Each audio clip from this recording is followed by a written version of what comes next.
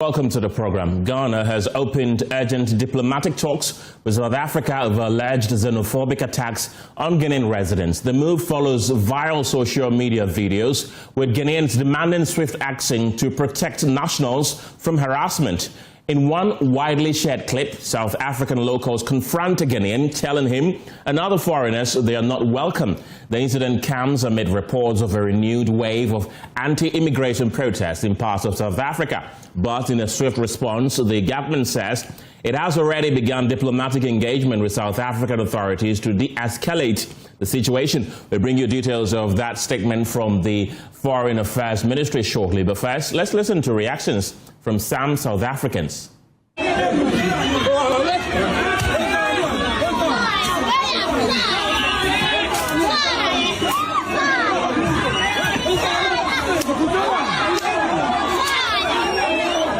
We are fixing this continent. This thing of you guys moving from one country to the other, it's no longer working. We don't want this as African people anymore. We are tired of seeing African migrants moving all over the world, refusing to fix your own countries. Now we're making it very clear to you guys, Utitina, we don't want you here. We want you to fix your countries. Now you came here with a traveling document, you came with a passport. You know that you are a visitor, but now you decided to come and integrate in our communities. You know very well that what you have done is wrong. How many children do you have here? We can come to Ghana and do what you're doing. Your passport. Eh? Now you are carrying your bucket. It's 11 a.m. You are supposed to be fighting the government of Ghana there to ensure that they are getting things right. No, there's no fight in Ghana. You must fight once a day. Where's your papers?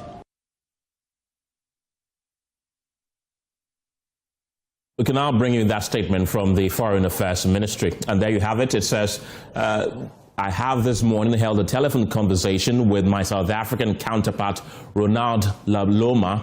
That is the Minister for International Relations and Cooperations.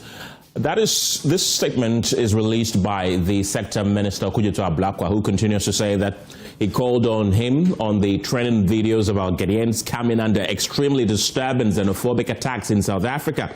The South African Foreign Minister has expressed his empathy with the victims and promised full-scale investigation into the depressing incidents. The Foreign Minister goes on to say that South Africa is set to hold a briefing with African ambassadors later today, and says that he is able to confirm that since yesterday, he has been in constant contact with Ghana's High Commissioner to South Africa, Benjamin Kwashi, coordinating Ghana's response. He continues to say that he's gladdened that so far colleagues in the diplomatic mission have located the main victim in the viral video and are offering consular assistance. He is doing very well, he confirms, and that no Ghanaian life has been lost. He concludes by saying that he's urging calm and confidence in our collective capacity to protect Ghanaians, and he's assuring compatriots that the Mahama administration remains uncompromising about the welfare and safety of Ghanaians both home and abroad. Let's cross over now to South Africa and speak to the leader of some concerned Ghanaians. His name is Michael Eshen. Michael, welcome to the program. You live in South Africa. How serious is the harassment targeting Ghanaians? The targeting here, this thing has been happening for a very long time. And then some of the South Africans have problems with the foreigners especially. So we have been like, we keep on like securing ourselves in this country. Yes. So which parts of South Africa are mostly affected? You know, like South Africa itself as a country, most of them, everywhere is not safe. But what you have to do is you have to live a life that will be calm, and then you have to also protect yourself. Yes. And what reasons are being given by the native South Africans? Their reasons are, they are saying we foreigners are taking their jobs and then we are taking their women. That is their main problem. That's a very disturbing video that we're currently showing on the screen there. You can see a mob attack on a Ghanaian on the video right now. Have you personally, Michael, experienced something like this before? I've been here I'm getting to 20 years in South Africa. And it's like we are used to distance, but when you take care of yourself, I think you are able to avoid such things. If you say take care of yourself, what is that supposed to mean? Yes.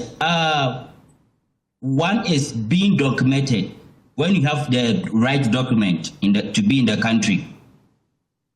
Is that the case? Because from the clip that we played, the woman clearly said that the Ghanaian has documents, but he's integrated into the South African society. So that means that even having legitimate documents doesn't save you in South Africa, per the video that we just watched. Yeah, according to the video, what happens is that guy, the one that our brother that was being asked where to show your passport, you having a stamp is like going to the border to extend your stay in the country. So for him, he doesn't have the document. For him, he doesn't have the document. But if he Michael, but if he doesn't have the documents, those are not immigration or customs officers to take the law into their own hands to deal with the person. They should report him to the rightful authorities. Is that not what happens there? They just take the law into their own hands and start abusing people they perceive not to be having documents? Yeah, South African laws protect them a lot. So you as a foreigner, when such things happen and then you report, it doesn't get to anywhere. It doesn't get to anywhere. Right. Many Ghanaians have businesses there, including yourself. How is this situation affecting your businesses? When they start this, they don't attack the shops, the businesses in their shopping malls, shopping centers. They don't do that. They only target the shops that are outside, the shops that are on the street. Why do they do that?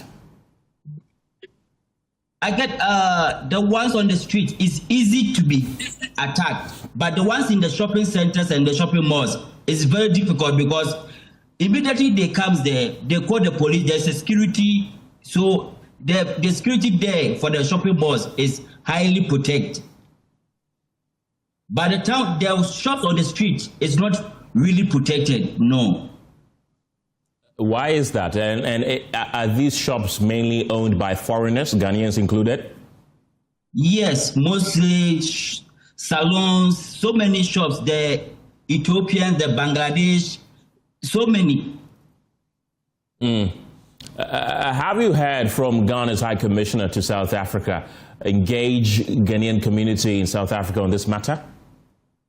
Yes, for now, I think this thing happened, yesterday or a day before. So we haven't, he hasn't come out to address it, or I haven't heard anything for now. Do you know anybody who has been personally attacked due to these resentment for foreign nationals, particularly Africans in South Africa? For now, no. I haven't. Have you yourself ever been attacked? No. So why has this become so rampant, and which region in the country would you say this is very rampant and common? KwaZulu-Natal, which is Durban. That has quite a huge black South African population, right? Yes. This one that was shown now, that is on the screen, happened in Durban. And what kind of jobs are available for local South Africans in KwaZulu-Natal that they say that foreign nationals are taking away from them? What kind of jobs do the nationals do? This is a very big problem here in South Africa. Whenever that they want to cause a riot, that is what they use. Foreigners are taking their job, foreigners are taking their women. But that's not the case. If you want, even when we employ them, it's another problem. When it's weekend, they don't even come to work. So, yes, as foreigners, though we are employing them, but they don't take the work that we employ them seriously. Right. Michael, I want you to hold on for me. We'll still stay in South Africa, but this time to Johannesburg and speak to Tendai Mbanje, who is a regional governance expert there. Mr. Mbanje, welcome to Joy News in Accra. How common are xenophobic attacks, especially on Black Africans in South Africa? Thank you so much. I think xenophobic attacks, they happen once in a while. They are prompted by certain causes or certain things. And they have not been so frequent like they were in the past, like 2008. Back then, they were quite intense. But in the past, they have been gradually declining. But of course, we could say that when they are not reported or underreported, that it doesn't mean that they are not there. So on day-to-day basis, I would say that they have been calm a little bit, at least in cities that I know and that I'm in. I live in Pretoria. I haven't been seeing that as frequent as in the past. Also on Zoom is a Ghanaian national who lives in South Africa. He tells me that even when foreign nationals who are beaten by locals for taking their jobs report to authorities, nothing is being done about it. How true and how severe is the situation that when people report of xenophobic attacks, South African authorities do not act at all? I don't think that South African authorities do act, but the problem is the police. I think the South African police services has been facing issues of incompetence at times, and also corruption, where some certain cases they go underreported or they are not addressed as they ought to be. So in terms of the government itself, it's always committed itself to address and to cooperate, as you have seen that the exchange between the Ghanaian authorities and South African authorities, and so far as the Minister Ronald Lamola responding and making a commitment to making an investigation, ensure that the issues are resolved as appropriate. But when it comes to the police, I think there are systemic problems with South African police that needs to be addressed. So as a result, hence you will realize that many report their cases. They are not only foreign nationals who report cases that are not addressed. Even South Africans themselves, they face challenges when they report issues to the police and they remain unaddressed, or sometimes they are victimized in the process. So it does not mean foreigners only, but also South Africans face the same. In the video that we showed on our screen a while ago, you see a mob trying to attack a Ghanaian, and they were questioning him, asking of his passport. Is it legal for a South African to ask of a foreign national passport when they are not customs officers? Certainly not, and I've seen a statement from the Commissioner of Police also. They were condemning such, to say that no one who's not law enforcement, designated law enforcement, can ask.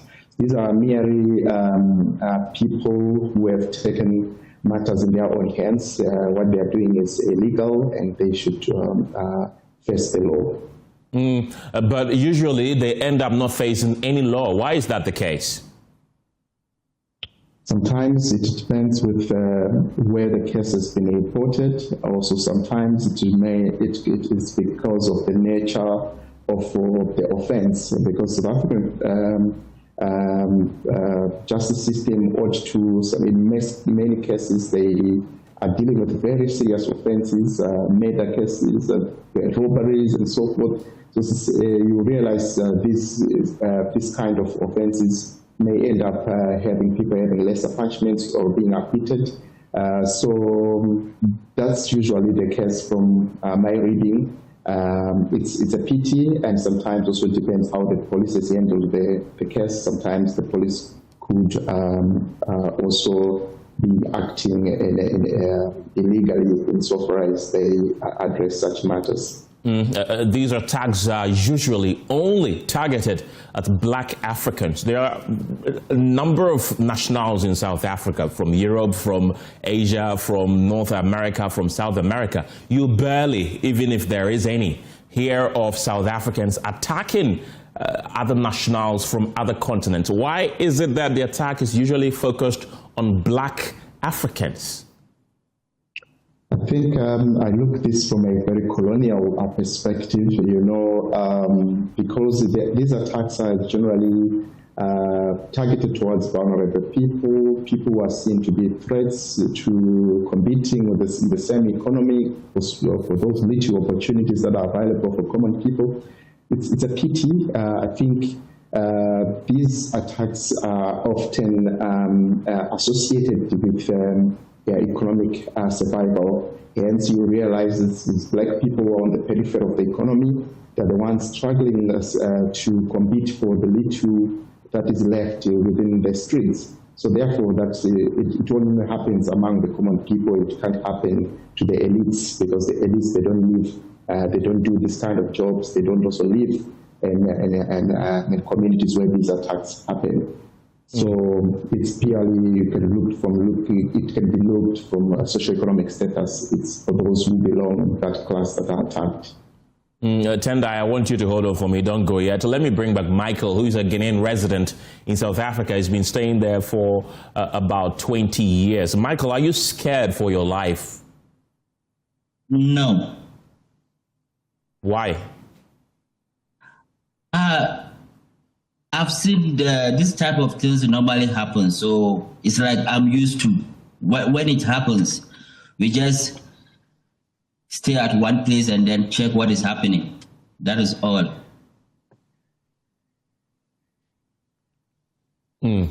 Right. Let me also bring into the conversation Dr. Ishmael Holovo, who's an international relations expert. Dr. Holovo, welcome to the program. The issue about black South Africans attacking black Africans from other nations is not new. Why haven't we been able to, as a continent, deal with this particular issue once and for all?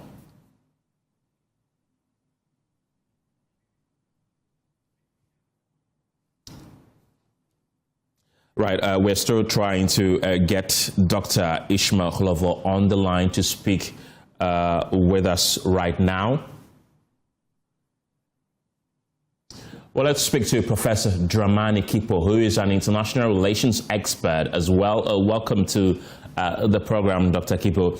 What do you make of the current situation where a Ghanaian is being attacked by a South African mob in South Africa, telling him to go back to his country? That's quite very unfortunate, not a very good one from the kind of Africa that we want for ourselves, a united continent, one people, one government. It defeats the dream of our forefathers and even the dream of the founding of African Union right there in South Africa. That is where all African leaders said we need to come together. That notwithstanding, we believe that it is a problem that South Africa is faced with. And it's an internal issue. And I believe that South African authority need to do more to be able to safeguard foreign nationals, especially sub-Saharan African people, our own black people, who are becoming vulnerable in the land of the black people. So I think South African authority need to do more and also strengthen the diplomatic, at least be able to establish some good diplomatic relation with other African countries. Those in SADC, Zimbabwe, Malawi, all these other areas, they are also having some time periodically see some SADC member states being attacked, not only those far away like West Africa. So I think South African authority need to do more. They need to do more, and that is all that we can say, because it is not something that is happening once, it can be recurring. at times Nigerians, now today Ghana, tomorrow you have Cote d'Ivoire. It is recurring. And I think that South African authority need to take it up, because it is not right for South African citizens to turn themselves as police officers enforcing their own national law. That is not right. And they cannot make themselves immigration officers to be able to inspect somebody's travel passport to see when you enter the country, when you exited. And they don't have knowledge of how visa is done. Maybe Ghana has a diplomatic relation with South Africa where Ghanaians can enter South Africa, free entry and free exit. And they may have some diplomatic protocols that apply, and they may not be privy to that. And so in that case, for them turning themselves to law enforcement, they may be on the wrong side of it. Right. And that is why I said that leadership must set up. South Africa must set up. Professor Kito, in fact, Ghana recently signed a visa-free agreement with South Africa where you cannot travel to South Africa without visa for up to 90 days. But now we've been hearing from the Foreign Affairs Minister, who says he's in contact with his counterpart in South Africa and also Ghana's High Commissioner in that particular country. How do you think government should address this issue? Yes, I think our minister is doing very well, Minister for Foreign Affairs, Honorable Samuel Kujatu, and the ministry for having established direct contact to our High Commission in South Africa and using diplomatic channels with the foreign minister there, and also talking to our consular officers on how we can resolve this thing diplomatically. I think that is very appropriate. And also government of Ghana making conscious effort to make sure that Ghanaians in South Africa are protected, their welfare is paramount. So that is a commendable act. Having done that on the side of Ghana, I will still want to see that the honors lie with South African authority, their interior ministry and their immigrations. They need to be up and doing to be able to stop this lawless act. You see, when there's something that is going wrong and it happened and there's nothing has been done, nothing deterrent, then the people will do it. Look at this video that we are seeing, and I'm sure South African authorities are viewing it. And there are human beings that exist in the country. They need to go there, pick them up, and let them face the law. And once they take such a drastic measure, I think that is the way of dealing it. So I think South African authority must do more, not only of the talking, but action is very, very paramount. That is to stop this lawless act in South Africa.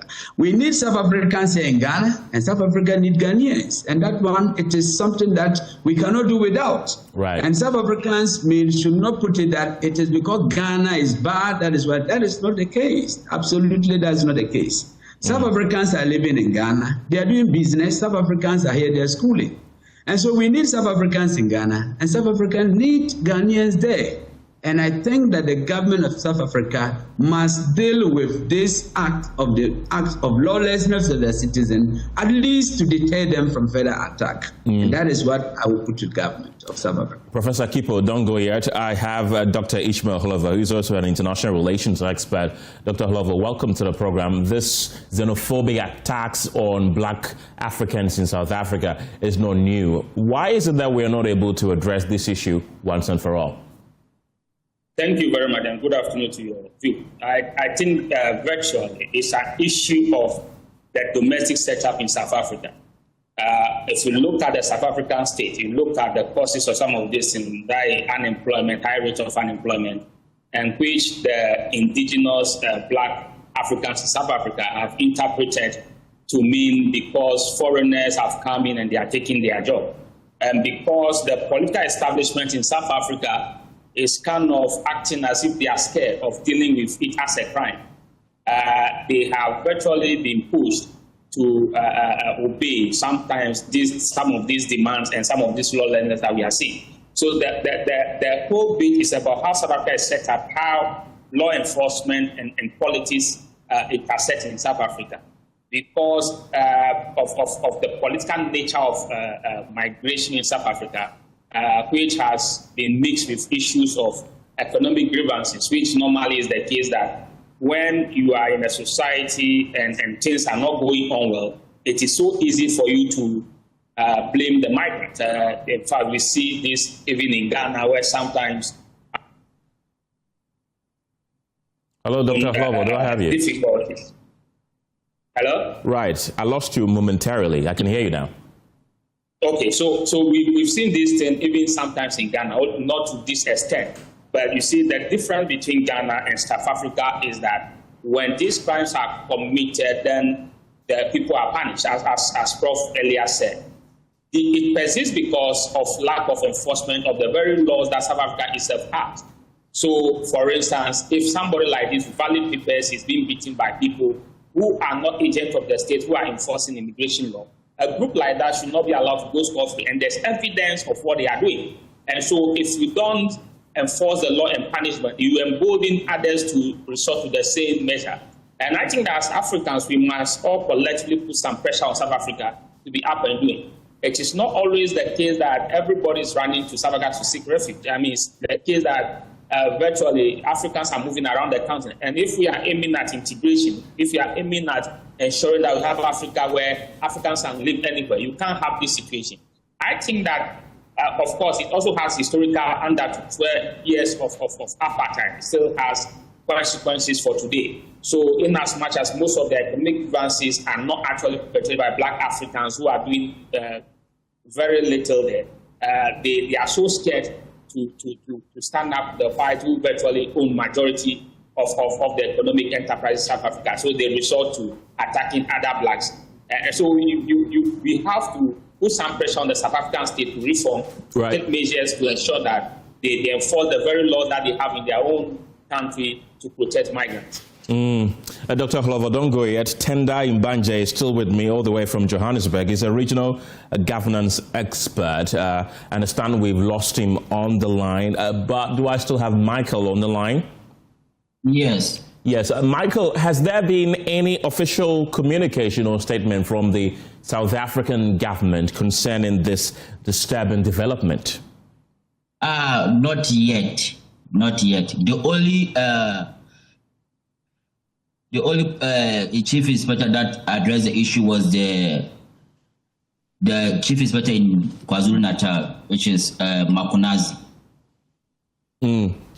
Yes. Right. I'll come back to you. But Dr. Hlovo, I spoke to a South African regional governance expert who we just lost on the line, who said that the police, the other security agencies have trouble, dealing with situations like this. And my question to him was, or the question that I wanted to ask him before we lost him, is it deliberate, or is it that genuinely they cannot deal with issues like this? What do you think? Do you think the police, the other security forces in South Africa are really supporting these by their deafening silence when these issues arise?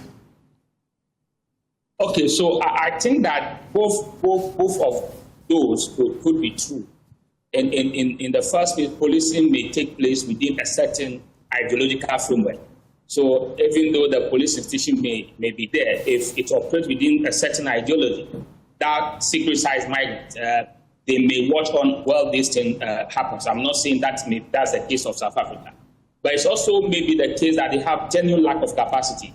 That is, they may recognize that the number of people that are quite inclined to the anti-migrant sentiment are quite high. And any attempt to enforce the law may result in more people on the street and so forth and so on. So in that context, they may be a little bit reserved in trying to enforce the law. But I believe that regardless of these challenges, there are various mechanisms the South African state should employ to ensure that these things stop occurring.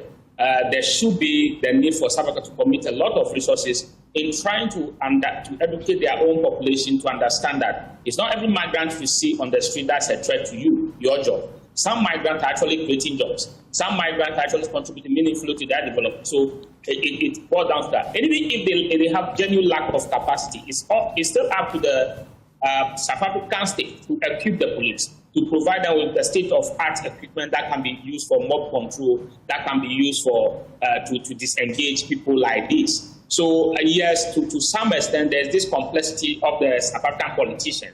And remember, law enforcement also happen within a political context, where some political parties derive fellowship and support from supporting this level of abuse of others.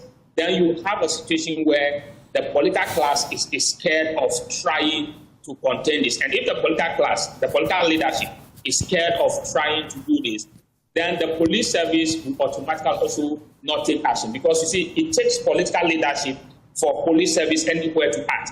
So if the political leadership appears to be so scared to confront the issue head-on, then the policemen who are the frontline people to go and do some of this work will not do it because they understand the political context. For instance, if a police officer is on the street and arrests all these people and political pressure is brought to release the people, now the next time that police officer may not be willing to engage in those kind of things. So it's about the political class taking a definite stand. It's amazing that as you speak now, we've not heard from the police establishment. Right. And of course, the South African government seems to always play along some of these ones. So I think that is the political leadership of South Africa that is undermining the ability of the South African police force to be able to deal with this crime. If the political will, I'm sure that the South African police force will have the ability and the capacity to address this issue. Professor Kipo, the governments of South Africa and Ghana have always had cordial relationships, but Ghanaians are always caught in these xenophobic attacks in South Africa. South Africa also has a sizable community here in Ghana. Do you think that there could be some reciprocation? Do you think that they could also come under attack, the South African community in Ghana? Thank you very much. I think from the point of Ghana, I don't think Ghanaians will want to retaliate or do what is happening to our citizens. Because Ghana, we still share the vision of Kwame Nkrumah and our other founding fathers who are collectively looking for African unity. And in that perspective, I do not think that we will do it.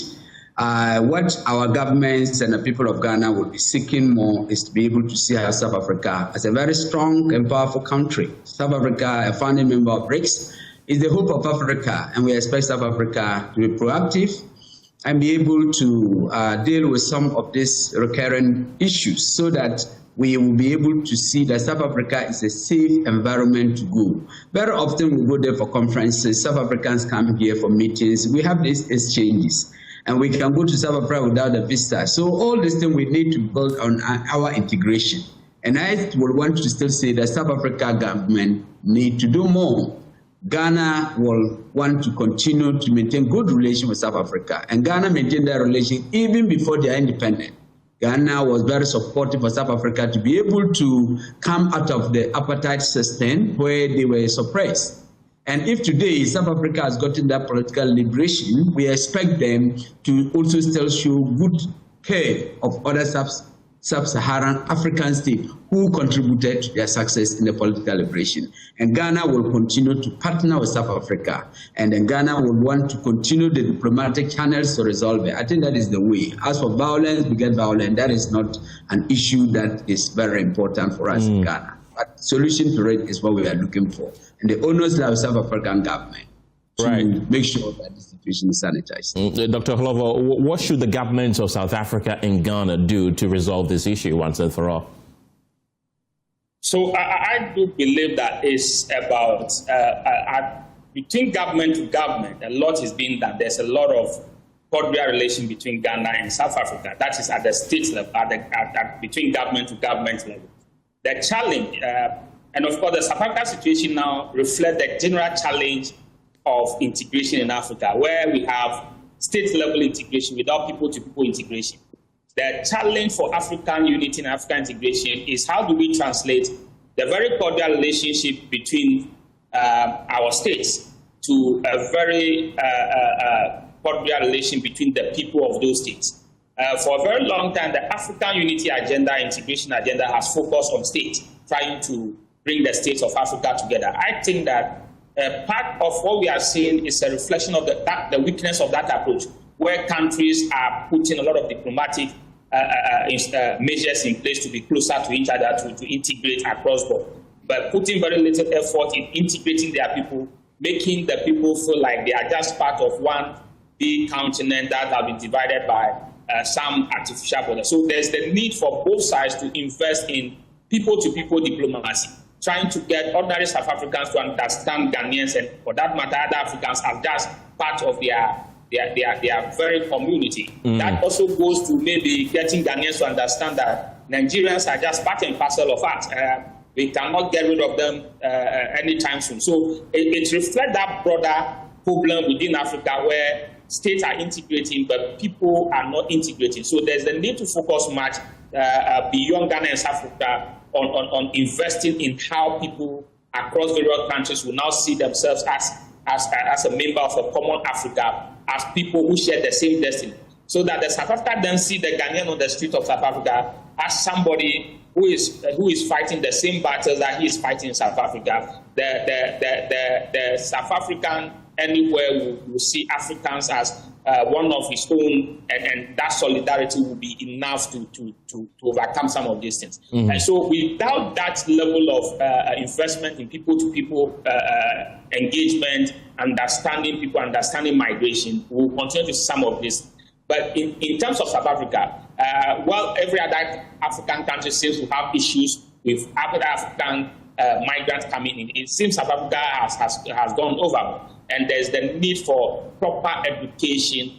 There's the need for investment on the part of the South African government to get the people understand that migration is actually very, very, very important to South Africa. Not only that, if we take a look at the integration economically, because of South Africa's industrial base, South Africa benefits more from African integration than some African countries. So if these things continue and other African countries begin to erect barriers, it may rather be very harmful to not only South Africa, but the rest of Africa.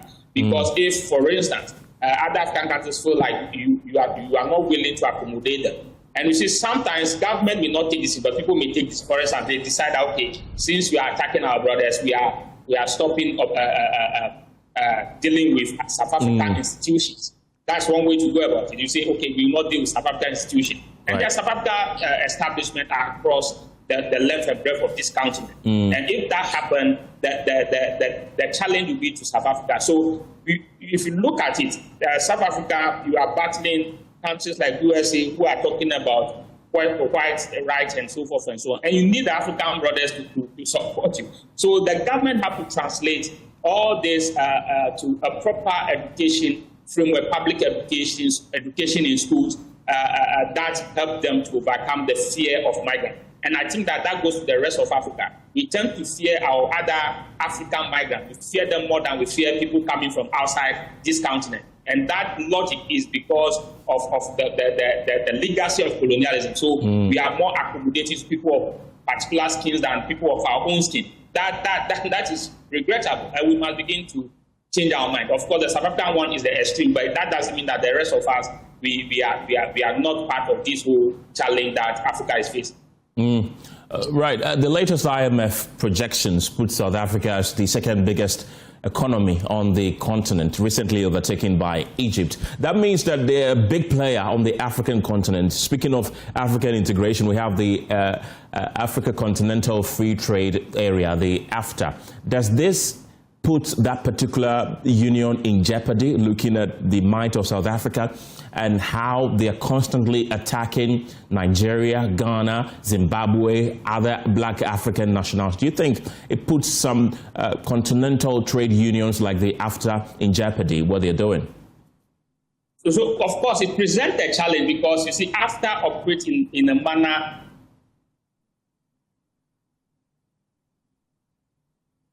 Hello, Dr. Hlovo. Unfortunately, his line is not too good there. But Right. Can you hear me? Yes, I can. Can you hear me? Yes, I can. I can hear you now. Yeah. So I'm saying that AfTA is designed in a way that it benefits from free movement of people and goods. So any event that restricts people, that puts fear in people from visiting any African country, it's a challenge to AfTA. Not quickly addressed, and it escalates where other African nations then are forced to also retaliate. Then you will see that businesses that are supposed to operate across Africa begin to suffer, and then we don't want that. And that's the challenge that we should be looking at. Right. Because as a Ghanaian, I should be able to go to South Africa, have a partnership with a South African institution, and establish business in South Africa and take advantage of local raw material. But if I will be attacked because I'm establishing in South Africa to take advantage of a certain economic opportunity, then the whole agenda is in jeopardy. That is why it is important that pressure be brought upon the South African political establishment to be able to address this once and for all. Because not only after, every other African continental unity and integration agenda thrives on Africans being able to move across the length and breadth of this continent. Let me come to you, Professor Kipo. Let me give you a minute to wrap up for us. Is South Africa, what is happening in their country? Is that leading them to isolation on the continent? Do you think that they are getting isolated day by day with what is happening in their country? That is the trend, and that's the path they are moving. And I believe that they can do something to change that path. Because South Africa, as you rightly say, is a big economy, it's a big country, and we look up to it for business, for free trade zone, and not only, and SADC needs South Africa, ECOWAS needs South Africa, and COMESA, and all these regional blocks, we think South Africa is a force to reckon. But consistently, if they continue to make us feel that South Africa is not secure, your safety, security, you could be attacked if you go there for business, for academic, for anything, then South Africa will be going down. And that is why, right from the word go, we are saying that the government of South Africa must look at security very importantly.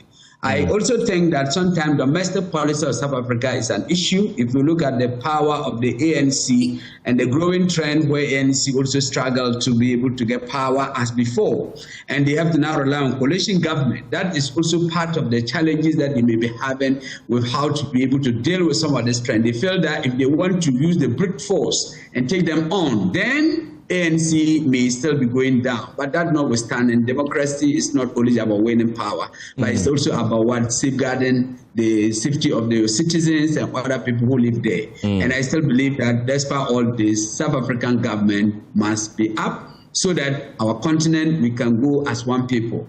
Black people should not be an enemy. Just as we don't see Asians and Europeans as enemies, we must not see that. And we can use our power, communication as the channel where South Africa can use to be able to change the mindset of the people positively for other black people, and that should be the way forward. Professor Daniel Dramani Kipo, thank you very much. He's an international relations expert. We also heard earlier from Dr. Ishmael Glover, who is also an international relations expert. Michael is a Ghanaian living in South Africa. Michael, what do you expect the Ghanaian government to do concerning the recent xenophobic attacks in South Africa? Okay, what I would like the Ghana government to assist in getting the Ghanaians documented. That is the most important thing. Right. Michael Eshen, thank you very much. He's a Ghanaian living in South Africa for almost 20 years. Gentlemen, I appreciate your time on the pulse this afternoon. Persistent power outages are hitting parts of the country, even as authorities push to stabilize and improve electricity supply. Businesses, households, and essential services report major disruptions from the erratic power. The Electricity Company of Ghana says interventions, including transformer distribution, are underway under a broader capital investment program to strengthen the national grid. But many communities say they've seen little improvement. We'll hear from affected residents shortly, but first, let's listen to President John Mahama, who insists the outages should not be labeled as doomsday, describing them as part of ongoing efforts to stabilize supply. And so the minister made the request and cabinet approved it. The Minister of Finance came to the assistance of the Ministry of Energy, and I've acquired a lot of transformers for installation nationwide, currently 2,500 transformers. And so we're going to see stable power after this first phase. And like he said, after that, constantly we'll keep taking out the old transformers so that Ghana can have stable power. And so, like he said, I'll appeal to our people. The outages you are facing are not doomsday. It is to enable you get better quality and stable power.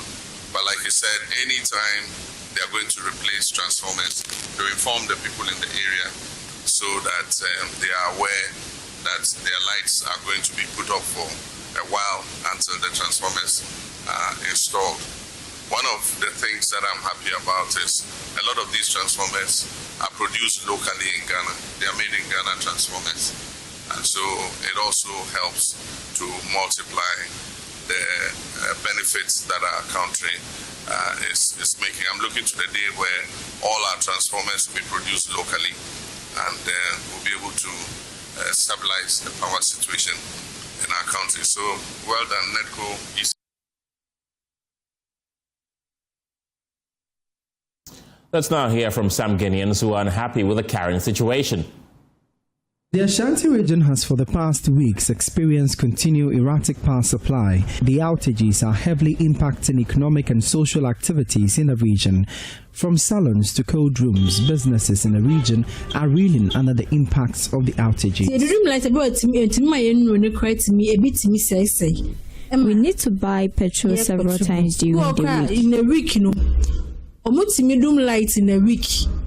In a week, was it a beer auto petrol?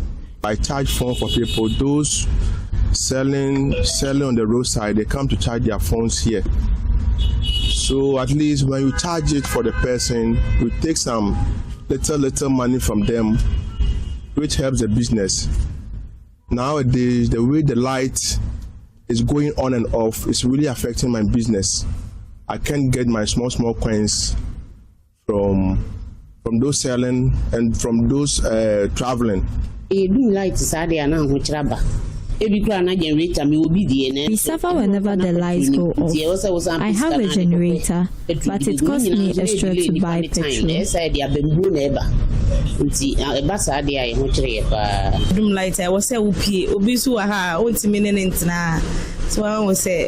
I have to go out of the shop with a customer whenever there is a power cut due to the heat.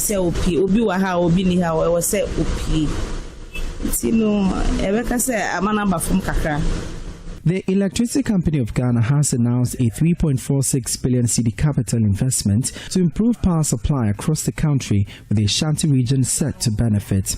PRO for ECG Ashanti West, Benjamin Obienchi, highlighted key projects that has been earmarked for implementation. As we speak, we've already started in terms of this. I even mentioned yesterday the one that's happening at Bantama. We've had one at Pakala in Ebuapa. We've had one at Ejisu. In Ejisu and Parame alone. We've done two there. So the Ashanti region picture, we realize that we have 3 regions. That's 3 different geographical areas. And each region intends to install not less than 300 transformers before the year ends. Minus replacements, because we'll do some upgrades as well. The ECG's infrastructure expansion comes as the region continues to experience growing demand for electricity, underscoring the importance of robust and modern power systems to support economic development. For Joy News, my name is Emmanuel Price Kweku. Let's take you on a tour of the country to understand the latest situation. And joining me via Zoom are regional correspondents from the Ashanti, Northern and Volta regions. Welcome to the program, gentlemen and ladies. I want to begin from the Ashanti region, where Emmanuel Bright Kweku is standing by with the latest. Emmanuel, what is the current situation in the region when it comes to Dumso? All right, so Kenneth, when you come to the region, in fact, every evening you should expect parts of the Ashanti region or the Greater Kumasi metropolis going off, and we do not really understand, but the ECG says they are doing a maintenance. But in the evening, most of the time, you should expect some areas going off. I personally had my share yesterday. When I got home around 6 p.m., there was no lights, and then up until 9 p.m., that's when the lights came back. And so that is the reality that we are facing here in the Ashanti region. And as you rightly saw or heard the people say, it's impacting the businesses that they are having here, especially nightlife. Sometimes it's a bit tough for those who operate these pubs and the rest during the evenings. And in fact, for those that operate during the day, you're talking about the salons, you're talking about cold rooms, and they're also heavily impacted. Some are recounting on how their meat or the fishes that they have in stock have all been destroyed as a result of this power situation that we are encountering here in the Ashanti region. So that's the current situation. In the evening, you have, maybe if you are fortunate, you have your lights, but other persons wouldn't have it. And once you have that, you should be assured, or you should have a feeling that in the coming days, you should also expect a bit of challenges in the power situation. I, for one, here in Accra, on Saturday, I didn't have light. Throughout Sunday, I did not have light. On Monday evening also, I slept in darkness. Is it as severe as it is here in Ashanti region? Okay, so in the Ashanti region, personally, I actually slept without light, I think somewhere last Friday.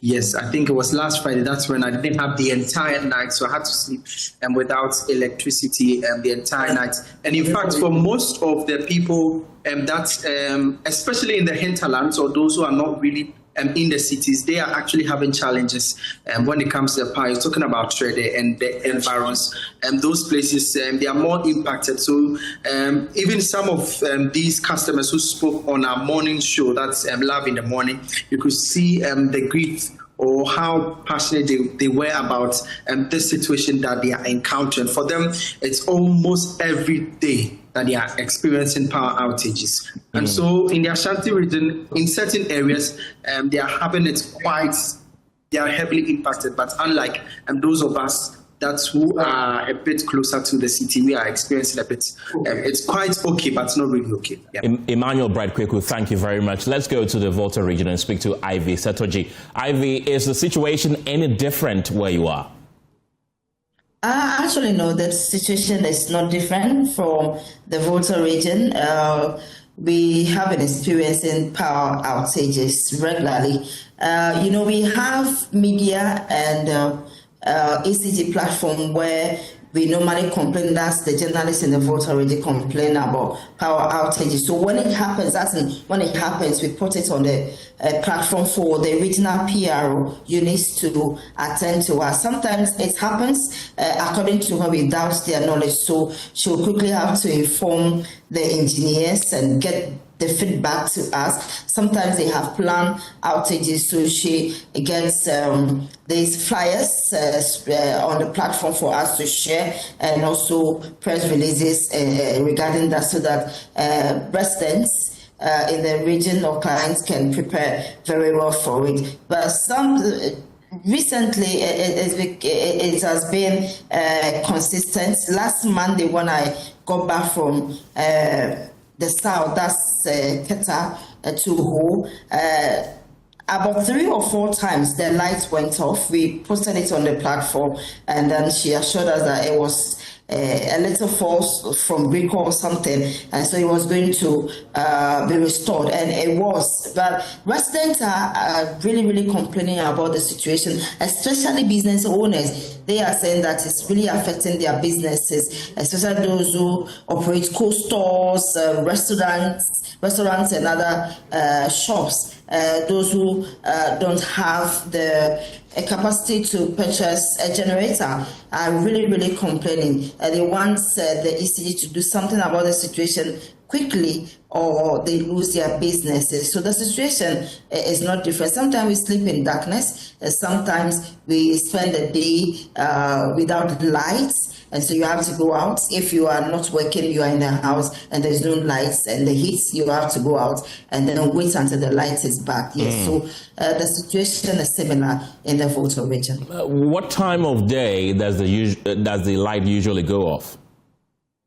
It depends. Sometimes it goes off in the day and comes back. And we also have low voltages a lot.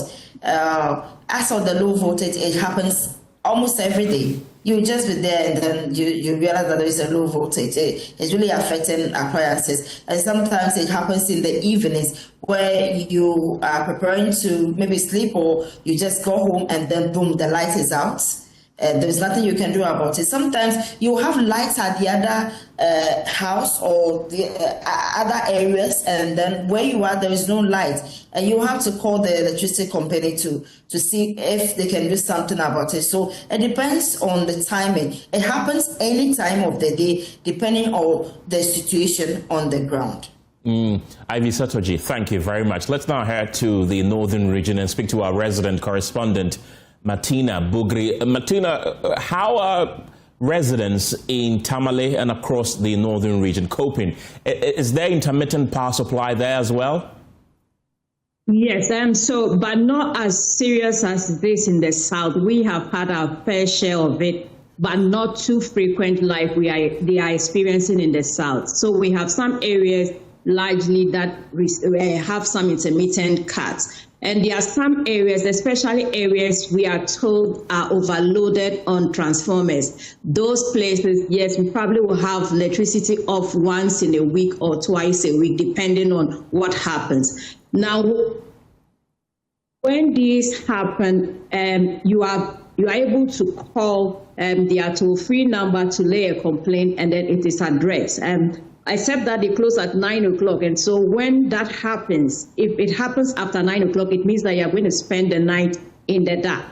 And if they have a major repair work to do, they would issue some statements, they would release some flyers to be shared amongst people so that people can prepare ahead of the situation. And so, yes, in northern region, we are also experiencing some form of power situation, but not as frequent as it is in the south. Now, we are being told that the region has received some transformers, 500 transformers, even though they had demanded for 400. And beginning tomorrow, they would begin mounting these new transformers to areas that constantly have power cuts. Martina Bugri, thank you very much. Meanwhile, the General Manager for External Communications at the Electricity Company of Ghana, Charles Ni Ayuku, has been explaining how the situation of power outages is being handled. From the ECG's point of view, while power supply across most parts of the country has remained relatively stable, we are fully aware that some communities within the operational areas of ECG continue to experience intermittent outages and low voltage. We do recognize the inconvenience and disruption these challenges impose on households. But as the MD indicated in his press statement on Monday, we do assure our customers that we do not take these concerns lightly. The Electric Company of Ghana has gone through some phases, and it has to do with reliability challenges confronting Ghanaians today.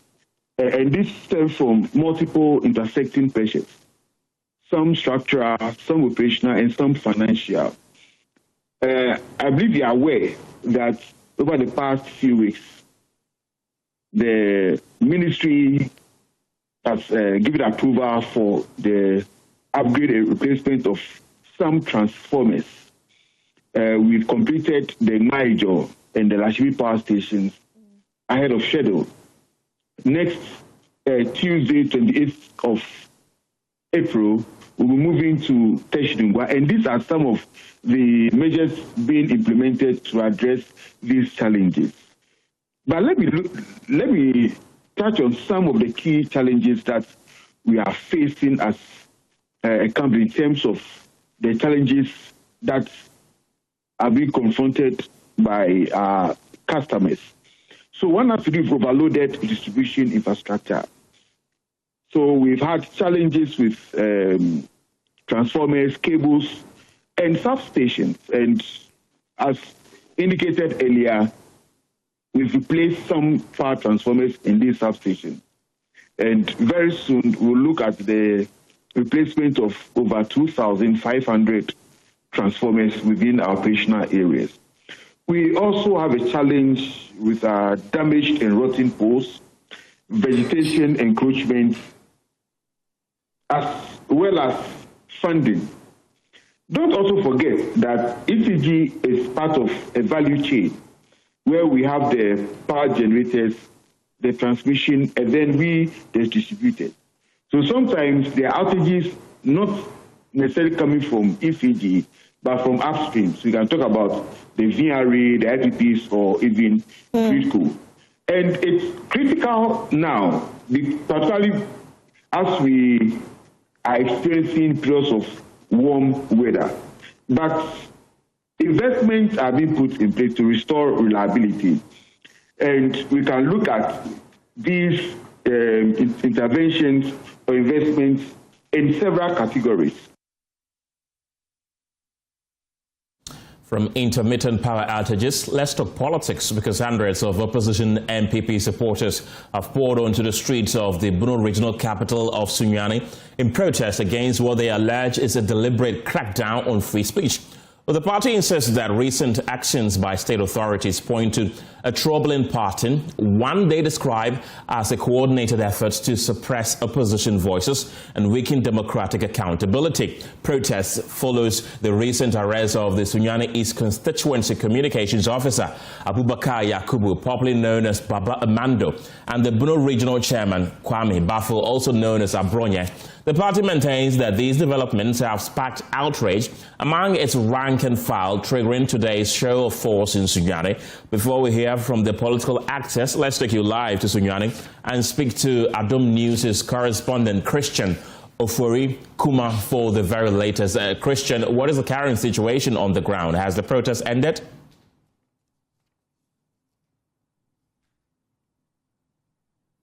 Unmute your microphone so we can hear you. Hello, can you hear me now? I can. Oh, okay. Okay, so you can hear me. The protest has come to an end. Just about some few hours ago, the protesters, staged the protest on the principal street of Sunyani this afternoon concerning the recent arrest of the MPP members. According to them, it is breaching their constitutional right, saying that the government has to, follow the due process as he promised the Ghanaians during the 2024 general election. There are a lot of things that he promised, so the government must also, consider those things and stop, pursuing the Ghanaian people who are also expressing their mind on few challenges that is confronting this nation. And also, the demonstration was very peaceful. Right. Yes, since they started around 10 a.m. this morning at the Jubilee Park, and also they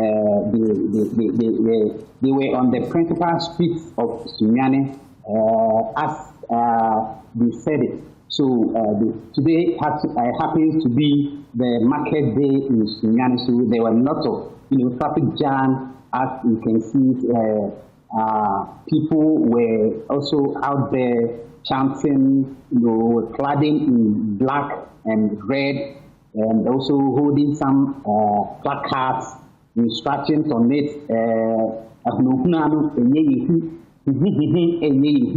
And also the government might also constantly grew the people of Ghana to as to how they promised the Ghanaians. This MP for Wija Bawe was leading this demonstrators in Sunyani, and he's also the second majority whip, Mr. Jerry Ahmed Shaibu. And when he was speaking to the media after presentation of the statement at the regional coordinating council, he mentioned that this Yensro Hunahuna demonstration is also part of their constitutional right. Right. And also want the government to be aware that these are not the things that we promised. And also, the government is also putting fear in right. Ghanaians. Okay. Okay. Okay. Right. Christian Ofori Kuma, thank you very much. Well, let's now speak to the Deputy Minority Chief Whip and Member of Parliament for Wejak Bawe constituency, Jerry Ahmed Shaib, who is, of course, part of the protest that happened earlier today, as our correspondent told us. Welcome to the program. What specific actions by the state do you believe amount to a crackdown on free speech, as you said, during the protest in Sunyani? Thank you very much. So first of all, let me make the correction. I'm the second deputy minority whip. My chief whip is Honorable Frank Anodompe, the very hardworking minority chief whip. So if you should take his position for him and give it to me. I said you were the deputy minority chief whip. I'm the second deputy minority whip. The chief whip is Honorable Frank Anodompe, the very hardworking Honorable Frank Anodompe. So let me now go to the point. First of all, I see President Mahama as a very great communicator. He's come back onto the throne, the presidency. This is his third time, and he's learned a lot. He's gone through all the processes to get back there. So he's someone some of us appreciate or cherish just because he understands communication.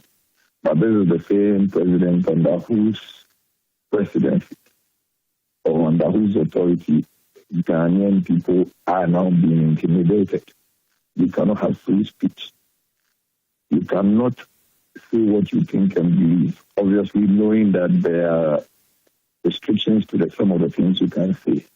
I do not know why it would be a problem for somebody to ask, when are we going to sign the LGBTQ plus draft or law bill into an act? I do not know why we go and weaponize state institutions to arrest young men.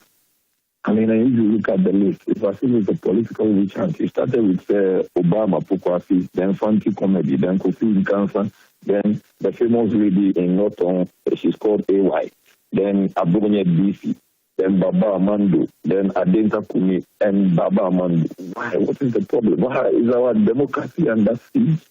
What is wrong? When did it become a problem to have some criticisms of the government? When did it become a problem now to be gagged from talking? Is it the belief that because they are already failing and they cannot run the state, they cannot run Ghana? Is that the reason so they are diverting attention? Because President Obama came in with a lot of very, very wonderful promises and said to the Ghanaian people, started with the cocoa farmer, that listen, we are going to help you. We are going to move from 3,001 to 6,000. What President Mahama actually came to do was to do the usual settings, added 500 cities for some months, and went back to reduce the amount of money that President Nana Addo Dankwa-Akufo-Addo and Dr. Bawumia were paying the cocoa farmers, and reduced it drastically by about 1,000 Ghana cedis. The cocoa farmers are suffering. Their children are unable to proceed to schools. They cannot take care of their health. Their homes are breaking down. This is what is happening. And then you divert attention. President Mahama talked about the state of emergency in respect of Galamsey. Communicators and ministers, some of them who are ministers today, made a lot of noise about stopping Galamsey. As we speak, you know that Galamsey has become unprecedented. Wherever you pass, even when you go to Boli, there is massive Galamsey. When you go to Elembele, there is massive Galamsey. Wherever you pass, there is Galamsey. To the extent today, the Church of Pentecost has come to say that they are unable to even do baptism of their congregants because what is happening is that all the river bodies or the water that we are thinking of, they become toxic. When you go to Kolebu and you go and speak to the head of nephrology, he will tell you that there is a lot of issues with kidney and gallbladder. And this is as a result of the mercury that is damaging the environment. President Obama promised the 24-hour economy. You know, you saw it. You saw him. He personally rolling the clock and saying 133. As we speak, it is still 111. Even the 111, you have gone to remove people from jobs that they were giving. People were removed from jobs that they were given by the New Patriotic Party government. You sacked from people who even had jobs in 2021. You removed them 2022, 2023, 2024. About 55,000 nurses and midwives, including teachers, were removed. As we speak, you have only paid 2 months of about, is it 14 or 15 months of teachers' salary. Mr. Shaib, can you hear me? Issues. I just heard you. You were discussing how to now work on issues of... Can you hear me? Hello? Yes, sir. Yes, I would want you to hold on for me. I'll come back to you pretty shortly, but I've also been joined on Zoom by the Deputy General Secretary of the NDC, Mustapha Gbande. Mr. Gbande, welcome to the program. The MPP, through their demonstration today, describes these arrests as intimidations. How does the NDC respond to these claims? Is free speech under siege as being purported by the MPP? Can you hear me now? Can you hear me? Much better. Well, thank you very much, and good afternoon to our cherished listeners. First of all, we wish the MPP well in their series of demonstrations. This will not be the last one. There are many more to come. You've asked Jerry Ahmed to do your listeners a kind by giving particulars of their demonstration. He has jumped from attack on the president to Galamsey and to all the other issues. So this is how MPP communicates their issues. But let me tell you, the demonstrations they're organizing in Bono region, they say, is about free speech. I can assure you that even for the MPP to be able to organize demonstrations in this country freely, a whole day, unprovoked, unwarranted, unnecessary demonstrations that can only be reasonable to a group of people who are not busy, they don't have jobs on their hands, they don't have any responsibility, except to say that the defeat of 2024 was so high, was so intense, that most of them have lost their political credibility and career. So therefore, these are the avenues to revive same. This is how they want to mount a voice that doesn't make sense, a voice that is unnecessary. These are the very people, and let me assure my brother Jerry Ahmed, who have just come into parliament and is in leadership today, that the MPP have been in power for 8 years. They are not in opposition because the NDC were better organizers of demonstration. They went to opposition at the back of their misbehavior in government, that they demonstrated heightened level of corruption, that they ran a rogue regime that used Ponzi systems to siphon, to leech on this country, depriving all of us of development. And we have only come into power to try and build those deficits, to try and stabilize the economy, to try and make all Ghanaians happy as they are living in their own country. Of course, it is not going to be easy. There are going to be very difficult, practical difficulties and challenges as a government. We appreciate that everything cannot be resolved and everything cannot be dealt with in a day. Now, to even talk about free speech is a shame and a disgrace that the government under whom Bongo ideas, who criticize the president, they sent tax of national security, arrested this young man, beat him to pulp and abandoned him. Several journalists were dealt with, including one journalist in Anasi's team. Till today, we haven't been able to deal with this matter. These are the ones who are talking about free speech. Mustafa, does that mean that this is a tit for tat because it happened during the previous administration? Is that why it's repeating itself? So is it a tit for tat, you're saying? It is just so important that we paraphrase what happened yesterday to buttress what is happening today. Okay. The governance of President John Dramani Mahama is one that have upheld the rule of law, respecting the rights of every single Ghanaian, including the MPP, irrespective of their badly behaved nature in government. It's a government that believes in free speech because, one, since we came into power, the MPP have been grandstanding, have turned themselves into rascalities, several operational behaviors, destructive in nature, but the government have tolerated them. Now, apart from building roads and hospitals, governance and governments have the responsibility to ensure orderly public behavior. And he, my brother Jerry Ahmed, will attest to the fact that if you go on Twitter, you go on Facebook, and makes comments that offends our public policy and public order, it is just as good as governance for you to be held responsible for it. The MPP's demonstration today is advocating for building of a banana republic where there is no rule of law, that each and everyone can do what they want at any time and go scot-free. I do not think that is what Ghanaians are expecting of governance. Right. Ghanaians expect a people that respect the rules of the country. Mr. Bande, I'll come back to you. I'll come back to you briefly, but let me get a response from Mr. Shaib. You've been listening to Mustafa Bande, who is the Deputy General Secretary of the governing NDC. He says that similar incidents happened during your administration, so the MPP should be the last to cry foul about freedom of speech being under threat. I have a personal liking for Mustafa. I think that on this matter, he's gone very bad. That's a very terrible tangent. That he's trying to tell you that because Jerry slapped someone, they should go and call 20 people to come and slap Jerry. And you asked him that question rightly. I'm extremely disappointed. I'm hoping and thinking that he understands democracy, and that with democracy, people are allowed to criticize squarely and fairly. Obstruction, it is not disrespect for the law. It is within the context of the law. They should not be...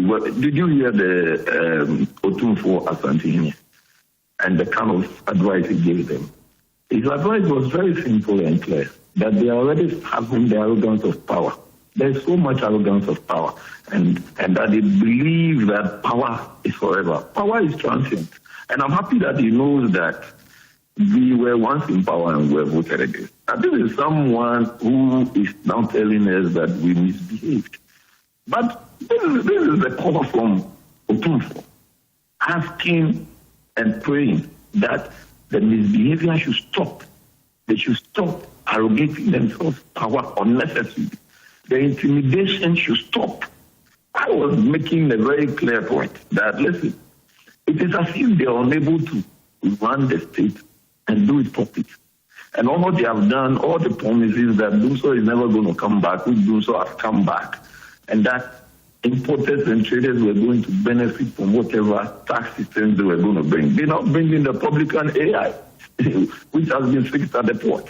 As to who even owns it, it has become a government of family and friends. And this publican AI, let me reiterate this point.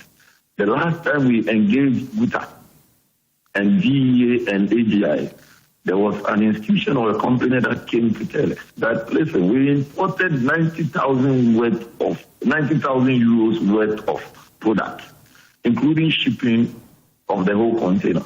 When we got to the port to Tema, this publican AI system that has been fixed asked us to pay 447,000 euros. These are the bread and butter issues people are facing. You have come, Dumso is back, you have come to take Dumso levy, and you do not understand that people are suffering, and you are charging 28% tariffs on 28% increment only on his electricity.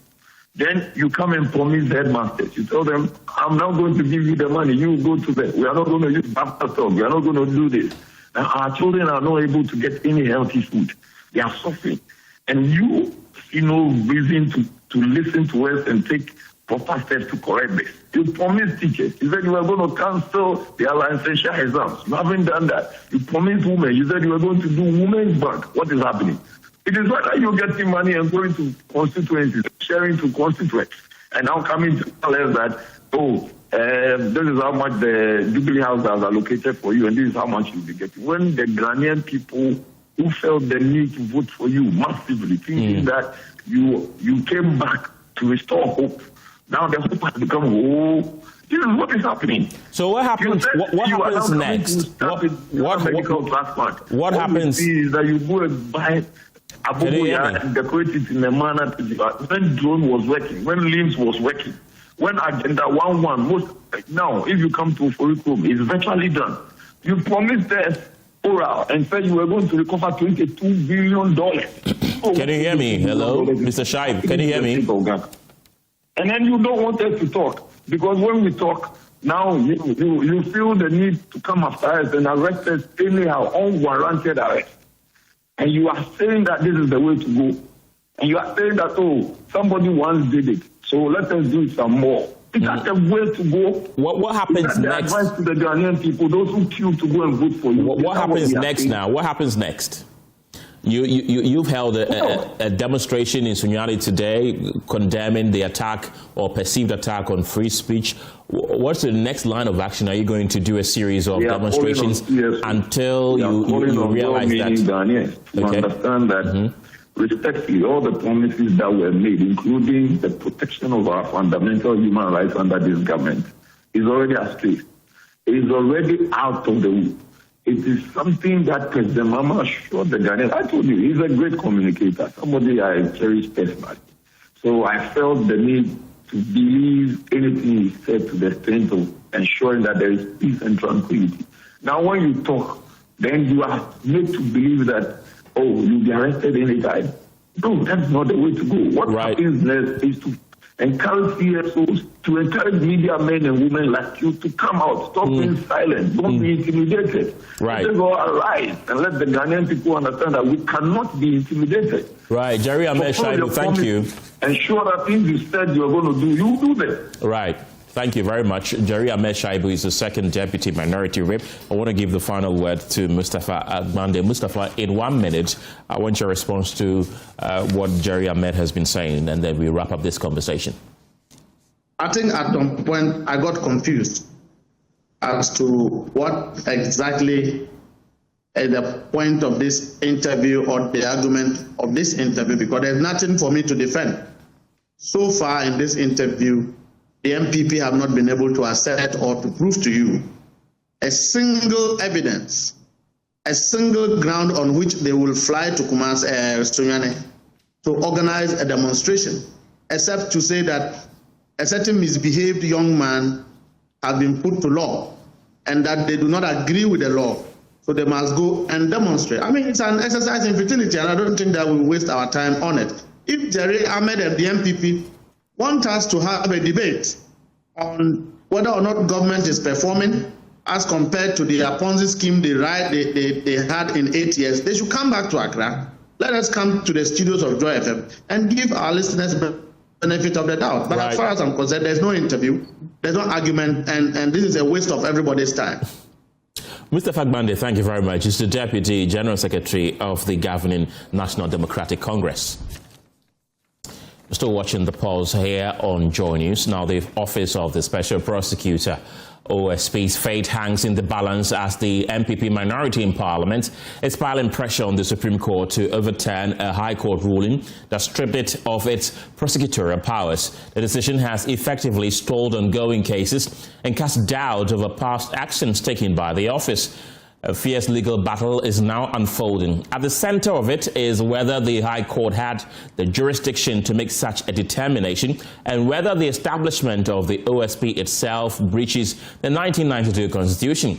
Even as that debate rages, the minority is mounting a strong defense of the OSP, insisting the Supreme Court must intervene and quash the ruling. That raises a critical question.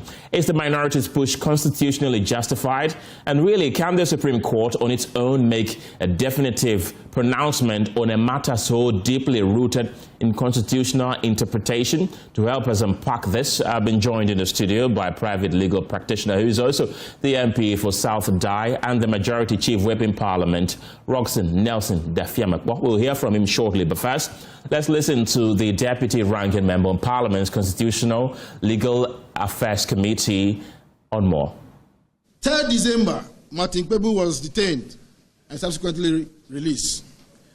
On 8th December, Majority Leader and Majority Chief Whip came by a private member's motion and bill to repeal the OSP. 10th to 11th December, President Mahama publicly rebukes and says that they must discontinue. 12th December, the very same day, the minority called for the resignation of the leaders of the majority bench, one Noah Adamte files a suit at the Supreme Court. 25th December to 1st January, a coordinated campaign of petitions were mounted against the OSP. On 26th January, Chief Justice Bafo-Boni determines that not a single petition had a prima facie value. 27th January, the Supreme Court dismisses the OSP's application to be joined as a party to the Adamte suit. On 8th April, Attorney General files submission at the Supreme Court siding with the plaintiff Adamte. 15th April, exactly 1 week later, the High Court grants a quo warranto to Peter Hyde and declares OSP's prosecutorial powers null and void. This is not a sequence of coincidence. It is a campaign, and the minority names it as such.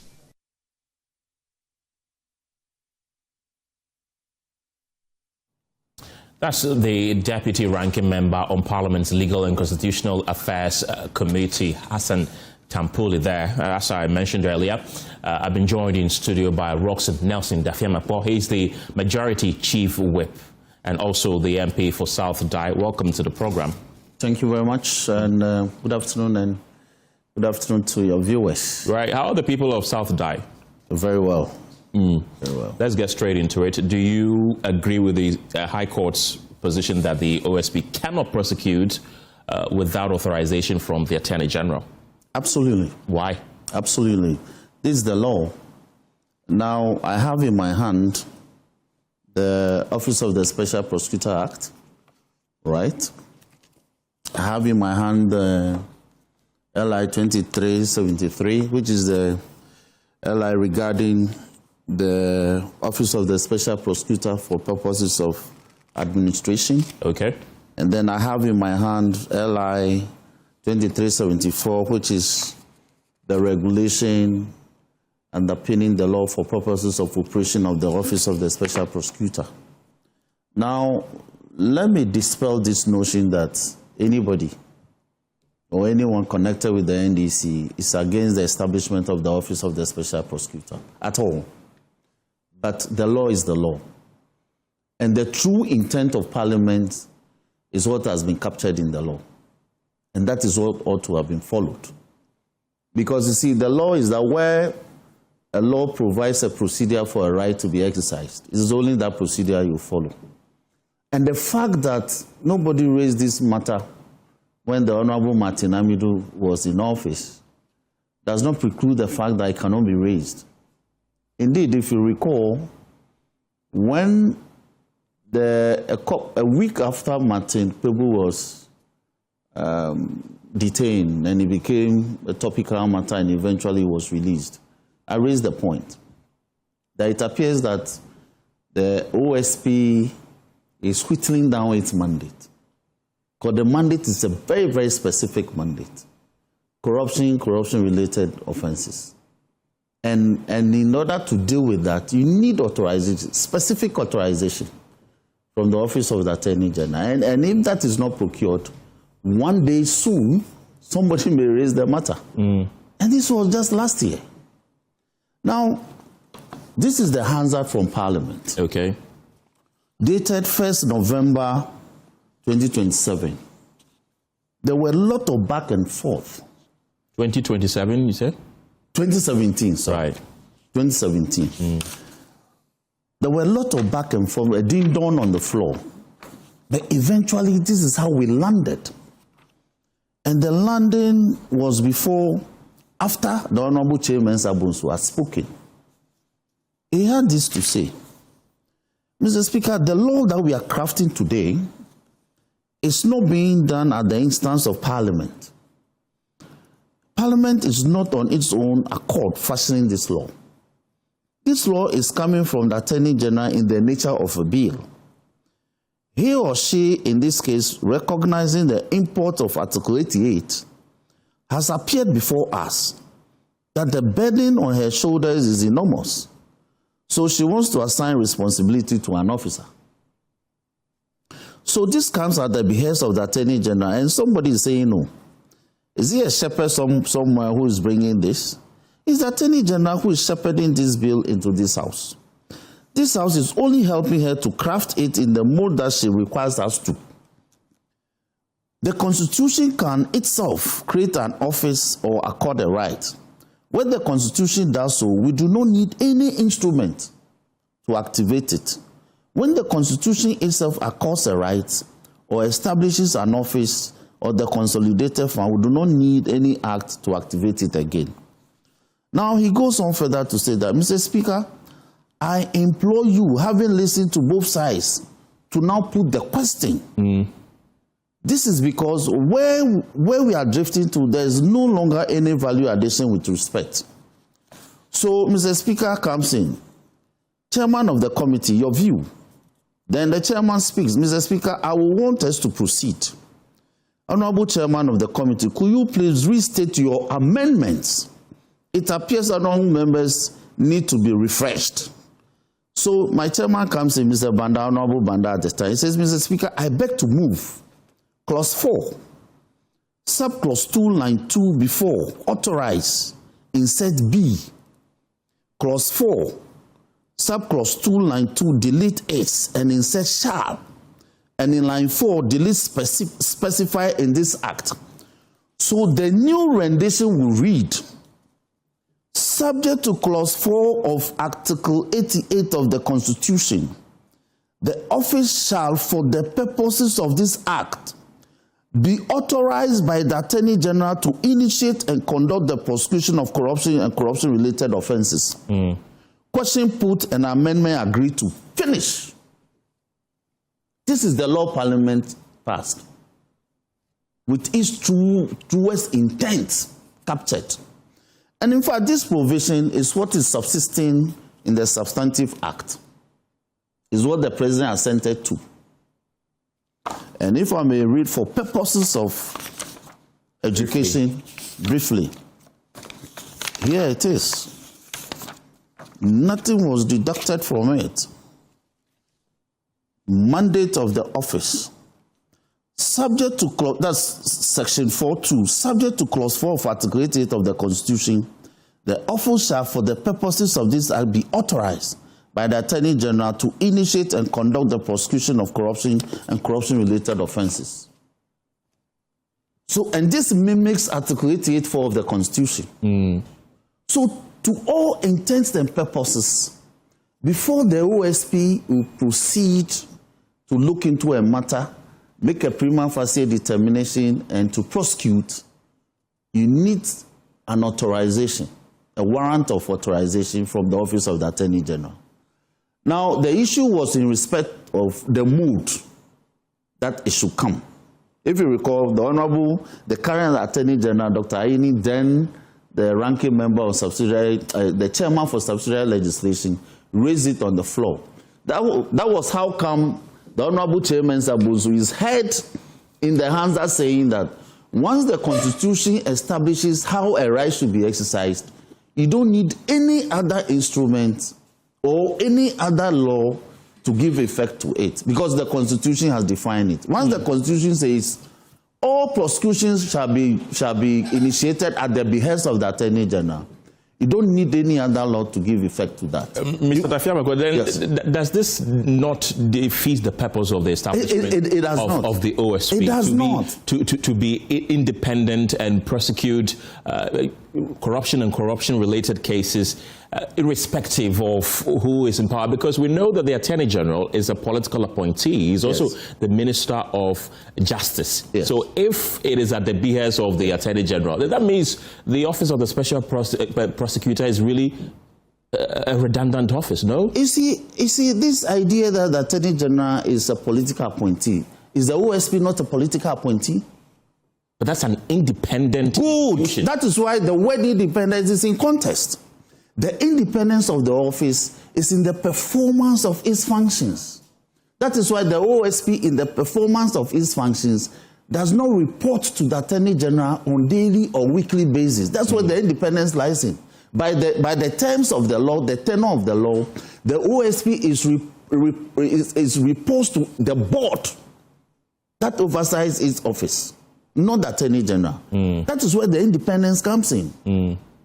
Do you appreciate my point? Okay. Because strictly speaking, the constitutionalism that we exercise is there's no absolute independence of any state entity. Even the judiciary, there's no absolute independence. It is in the performance of the judge's work that she or he is independent, because they are subject to other controls. But in the performance of your work, you are independent. That is the intent that Parliament imbued into the law.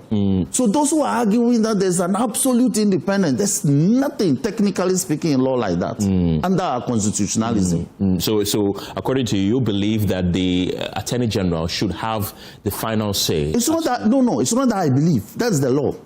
So the law says, so you could then write to the office of the Attorney General and say that I have received petitions, because in the LI, for instance, in Regulation 345 in 23-24, we have indicated how to even receive petitions and initiate investigations. So when you receive complaints or by way of petitions and you want to institute investigations, you write. You can list the number of cases and you write for the authorization. You investigate the matters. Once you conclude, you make prima facie determination you want to prosecute, the authorization will give you the clearance to prosecute. When you make a prima facie determination, you come to the realization that they are not prosecutable, you submit a report, and the report, the law says you should bring annual reports. So there's nothing really wrong with the law.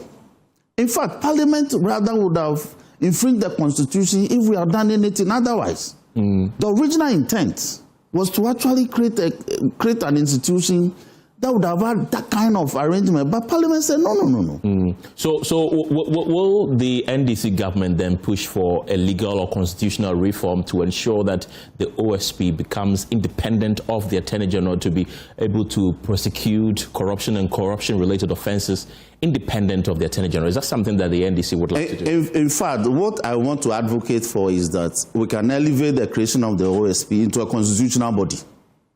That would be the solution, so that it becomes a creature of the Constitution. Then it can be given similar rights as is given to the Attorney General in Article 88. So there's no rivalry. Do you appreciate what I'm saying? I do. But until we amend Article 88, there's nothing that any entity can do, including Parliament, because any enactment must be in consonance with the terms of the Constitution. Because if you do otherwise, the Supreme Court will shoot it down, that the law that you are passing is not in consonance with the Constitution, and therefore null and void. And we have suffered similarly before. So we must be careful. But the truth be told, the procedure is very clear. I think the OSP should be asked, why aren't you requesting of the Attorney General to give you authorization? You think the OSP should do that? I think it should do that. It's a very simple procedure. Unless you insist that the law, clear on the face of it as it is, you want to place a rival meaning, then you want to complicate the matter. But reading the law on the face, shall be authorized, cannot be authorized. Shall be authorized. It's futuristic. Do you have a personal disdain towards the OSP and the SP? Because you tried to get a bill in Parliament. Let me explain. I'll finish. You tried to get a bill in Parliament together with a majority leader to get the OSP to be scrapped. That's why I'm asking you that. If you read the OSP, if you read the Hansard, it is a passage of the OSP bill that gave people like me a name in Parliament. I made my name in Parliament because of the peculiar rule, how immense I was in the formulation of that law. I showed interest as a first timer in Parliament. And I loved the office. But my worry at the time that we did it was that the OSP has become an office that we're spending so much money on, but we're getting very little in return. That was my worry. Because my view was that if we give similar budget to the Office of the Attorney General, which we do, then the Attorney General is capable of doubling its efforts. No, we don't. We don't give the same budget for the OSP to the Attorney General? I'm saying similar. Similar. The budget, yes, similar. Because you've previously claimed to give the same amount. Yes, but I got to check that it's about I think a couple of years before the budgets were similar. So the 2025 budget allocation for the Attorney General was 267 million. Yes, and the one for the OSP was about 150. 144 million. Good. So I think the year before they were similar. No, I'm sure that was they were not. I have the year before as well, which is also vastly different. But you make your point. Let me make my point. So I'm saying that if you look at the budget that we give to the OSP, if we add it to the budget for the Office of the Attorney General, the Attorney General then is capable of creating a district DG, that's the district prosecutor, who will be handling some of the cases at the district level. They are already represented at all the regions, and they handle all the criminal prosecutions in all the 16 regions.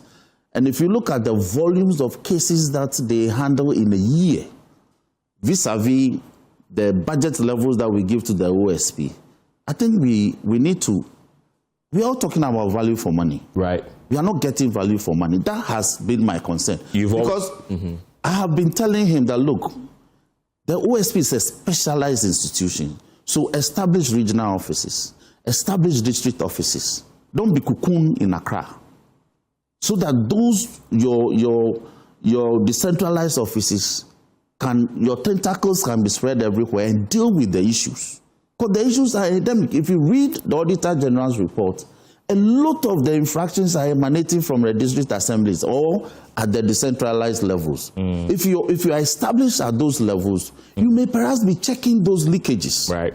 Do you appreciate my point? I do. So it was purely on grounds of principle. But it doesn't mean that it's not a useful institution.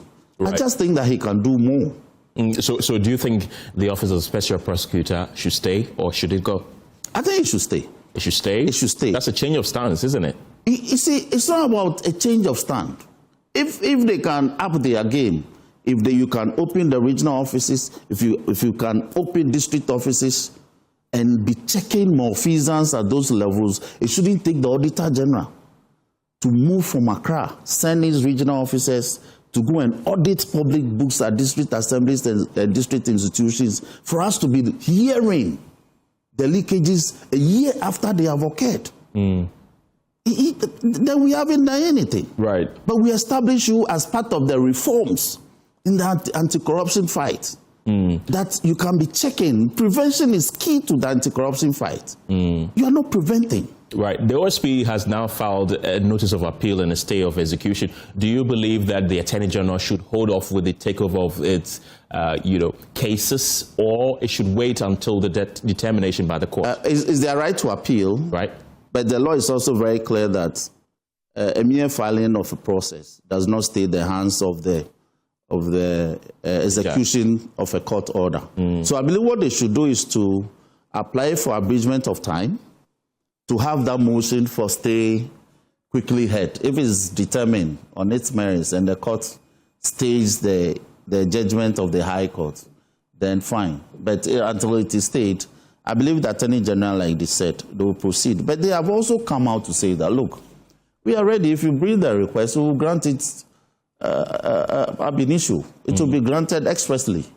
So I don't see where the fight is. We are really creating a fight that does not exist. Right. Do you think these issues and the brouhaha going on hampers our fight against corruption? Because not long ago, the SP himself, Kissie Jabin, says that politicians from both sides want the Office of the Special Prosecutor gone. I think he's confusing that with criticism. He's confusing constructive criticism with the fact that we want it gone. Nobody wants the Office of the Special Prosecutor gone. But you did. You wanted it gone. I gave you the reason. I said he's not performing. Right. We are giving you so much millions. You are only telling us that you are handling about 3, 4, 5, 7, 10 cases. So you wanted the That is not the value. You wanted the SP gone, not the OSP. No, special prosecutor. OSP is the office. Yes. The office is Office of the Special Prosecutor. Yes, but you are talking about the SP specifically. No, I wasn't after Ejabin. It's not about Ejabin. Right. No, it's about the entire office. Are we having value for money? Are we having value for money? That's the question. If we are getting value for money, it should stay. And I'm saying it should stay, but they ought to do more. They ought to do more. The centralization of the activity is not helping. There are problems in the regions. There are problems in the district. He's not there. His officers are not there. We still have the policemen doing the work for the Attorney General. Meanwhile, we brought you on as an auxiliary in the anti-corruption fight. Right. In the 2026 budget, they were allocated 158,936,458 Ghana cedis. Do you think that's too much? That's too much for his output. You see, you must compare the output, the input and the output. We are inputting with so much. He's outputting with very little. That's the argument. Why am I not saying that the Attorney General should have problems? Because what we are giving them, they are turning thousands of cases. If you see their workload on regional basis, you will be impressed. They don't even have vehicles in places. Some of the principal state attorneys in the regions, when they are going to courts that are dotted in some of the municipalities, they use their own vehicles. These are matters that have come to Parliament. So my argument is that if we have set up such a specialized institution, you can only do more to assist the Attorney General and other prosecutorial institutions that we have in the anti-corruption fight. He doesn't appear to be producing more vis-a-vis the value of what we are giving him. Right. If the stay of execution is denied and the ruling stands, what would be the advice or what would be the assurance that the cases that the Attorney General would eventually take over will be done and done well? I think the Attorney General, you see, we are all doing this in the interest of the Republic. Everybody must appreciate what's happening, that we must not personalize these matters. We seek the interests of the state. The state is interested in getting prosecutions done where it is established that prosecution, prima facie establishment, that it should be done. Now, if the stay is denied, then the effect of the judgment of the court will have to be levied, isn't it? The Attorney General may then write to the OSP to surrender the cases in pursuance of the court order. The OSP, you see, the compliance to the judgment of the court can also be in the converse. Do you appreciate what I'm saying? Because the court simply said, until you seek authorization, you must desist from prosecution. So if you bring in a request for authorization, you exhibit the number of cases that you want authorization for, to either initiate or to proceed with prosecution or to continue to further investigate. Attorney General says, I will grant it. Why should this become such a matter that we are all dragging it from different sizes? A very simplistic formula. Very, very simplistic formula. So he can comply with the judgment of the court by writing to the AG and the AG issuing the authorization. That would be it. That is the effect of the judgment. Seek authorization and proceed. If you don't seek authorization, you run into a brick wall, a judicial brick wall. Right. What is the NDC's position on how to avoid a potential institutional clash between the OSP and the Attorney General? I think the NDC as a party in government is interested in both institutions working harmoniously. And so the intransigence we've all discovered it's not helping. So everybody needs to get down from their high horses. Right. And this one, the Attorney General is not a party to any matter. The Attorney General is only brought in because of his peculiar position in the Constitution. And anybody who occupies that, this is not about Dominic Ayeni. Okay. And this is not about Kisia Jabin. It's about the Office of the Attorney General or the occupier of the Office of the Attorney General's role in Article 88 versus the occupier of the office of the special prosecutor that is supposed to, there's a right that is a derivative right from the powers of the Attorney General under 88. And the law subjected it as a derivative right, that to exercise that right, derive that power, that mandate. Simple. Simple. It's a derivative right in section 442. You shall be authorized. So if an aggrieved citizen says, no, you are coming after me, let me see the authorization, it's non-existent. Right. You see, the law works. The law is a very beautiful thing. It works, it cuts both ways. You are working with the law, I agree. But the law says you must take step A before you take step B. You haven't taken step A. Right. You mentioned that the budget that was given to the Attorney General, the OSP in the 2026 budget is too much. Now you're also saying that they should do more. You've suggested them opening offices in other... No, I'm saying too much vis-a-vis the work they do. So because if you do more, we are the people who stand on the floor and say, no, you should be giving more. In fact, when he came, I think he was appointed in 2023. Yeah. No, 2023, 2022, thereabouts. Thereabout. But I can't be exact. Yeah. He had problems because when Martin Amidu left abruptly, there were issues. Even office accommodation, those things were the same people he came to with a litany of problems. We solved the problems for him. He needed to recruit 250 staffers and more. We approved of it. He needed more. We approved of it. He gave us timelines for recruitment. We approved of it. Do you understand? He didn't have, I think, it got to a stage, they had issues. He said no, by the peculiar nature of the work and some of his directors will be doing, they needed a bulletproof vehicle. We approve of it because the law permits him to use specialized equipment. We approve of it for him. That to use bulletproof vehicles. The Attorney General doesn't drive around in bulletproof cars. He doesn't. But we saw the need why you should, and you and your officers, because of the heightened risk that is attendant upon the very peculiar nature of the offenses we are asking you to go and check. So if you come to Parliament and you make informed requests backed by good reasons, approvals are given, you can only deliver. You can only deliver. He's not delivering. He's not. He's not delivering. On a scale of 0 to 10, how would you rank? I think I'll give him 2. Why 2? Have you read his reports? Have you seen the number of cases the OSP has in court? And the number of cases the Attorney General's office, Attorney General's office has in court or has successfully prosecuted? Prosecution doesn't mean jail people. Just conduct the prosecution and let the courts decide. Read his reports.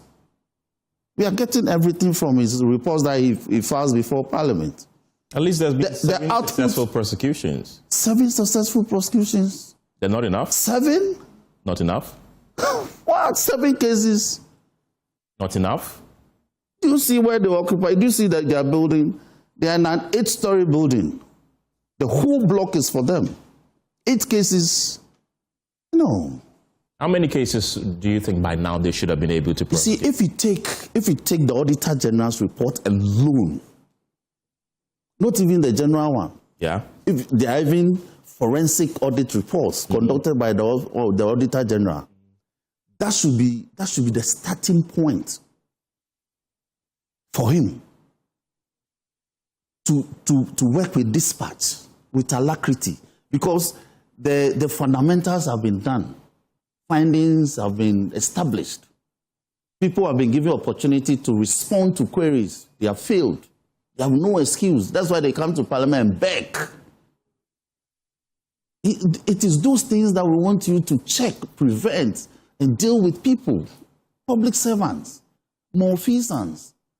People will be giving money, public money to deal with. They don't want accounts. They chop the money. Somebody, a senior officer, will leave a university and go for study leave.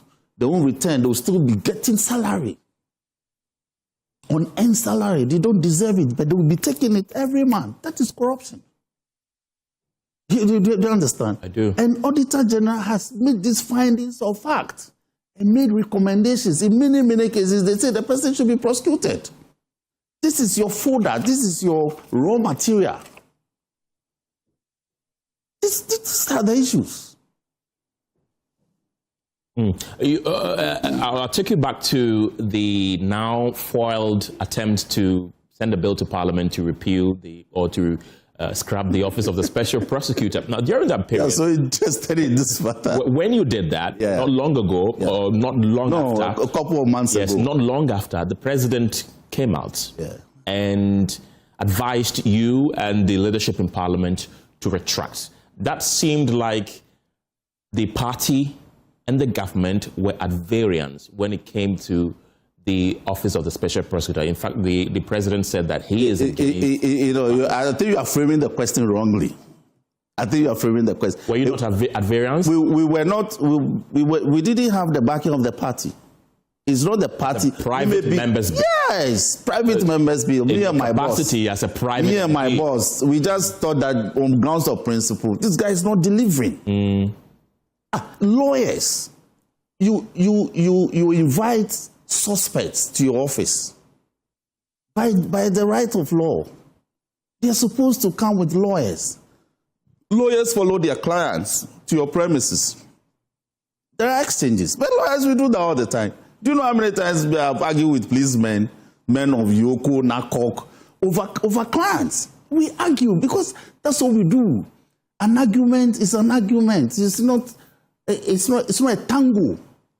Then because you feel offended by a lawyer's argument, so you say, I'm detaining you. You think it was an abuse of its office? Yes, you detain a lawyer, so he has to take another lawyer to come and take that lawyer out. That's an abuse. That is an unacceptable abuse. Any abuse is unacceptable, but those kinds of abuse ought not to be tolerated. Right. So it got to a stage they were deviating from their path. There's a path chosen for the OSP to pursue. I think that if they stick to their path, look, if the OSP will be OSP, all of us will be in a state of trepidation. We have a minute to go. Your final words before we wrap up. So OSP must do what we set it up to do, and everybody will be happy with them. You see, part of the argument is that people think that it appears OSP is our last hope, and we are all questioning it. So then we are done. But that is not the issue. The issue is that we set the OSP with clear cut laws. Follow the law and do, because you see, if you have been a criminal attorney before, all you need is an infraction in the law to rescue your client. Once there is a procedural impropriety, the prosecution is done. That is every criminal attorney's joy. Right. When you spot the procedural impropriety, hallelujah. And the court will have to agree with you. And that's what we are seeing, procedural impropriety. Follow a procedure, you won't follow. That's where we are. And you know, the applicant says, I am an aggrieved because you are coming after me. That's what the applicant is saying. You are coming after me, not in accordance with law. Right. You can't do so emotionally. Follow the law and come after me. Follow the law indeed. Follow the law. Thank you very much, Roxanne Nelson Dafiamapo. He's the Majority Chief Whip and also the Member of Parliament for South Dai constituency. You're still watching The Pulse. We'll return from the break with more. Don't go anywhere. Successive governments continue to shoulder a heavy social burden, including rising streetism, vulnerable children, and widening welfare gaps. But across the country, Christian non-profit organizations are stepping in, supporting orphans, rehabilitating street children, and easing pressure on state systems through their various ministries. Their work is not only filling critical gaps but strengthening social stability. And this afternoon, we spotlight an organization recognizing these efforts and pushing to scale their impact by honoring those on the front lines. And joining me in the studio is Kofi Podo. He's the Executive Director of Christian honest. Kofi, welcome to the program. We all know that streetism remains a major national concern in the country, with many young people exposed to crime and all that. When you go out, you see a lot of people who are as young as 6, 7 lying on the streets and all that. So